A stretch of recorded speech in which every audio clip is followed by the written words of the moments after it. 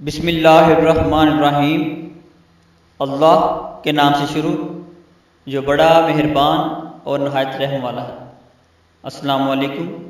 Programme ایک فکر کے کویشچن آنسر سیشن کے ساتھ میں ہوں محمد عثمان علی بٹ۔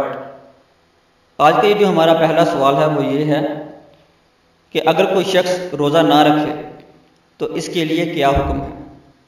جواب ملاحظہ فرمائیں۔ روزہ کا بلا غدر شرعی ترک کرنے والا سخت گنہگار اور فاسق و فاجر ہے اور عذاب جہنم کا مستحق ہے۔ بلا غدر شرعی ترک سے مراد اگر کوئی ایسا شخص جسے کوئی شرعی مجبوری نہ ہو جان بوجھ کر روزہ چھوڑے، یہ اس سے وہ مراد ہے۔ اور رمضان المبارک میں جو شخص علانیہ یعنی کہ کھلے عام سر عام بلا غدر شرعی قصدن کھائے پیے تو حکم ہے کہ اسے قتل کیا جائے۔ رد المختار: اگر اسلامی حکومت قائم ہے تو حاکم اسلام ایسے مسلمان کو تعزیراً قتل کر سکتا ہے۔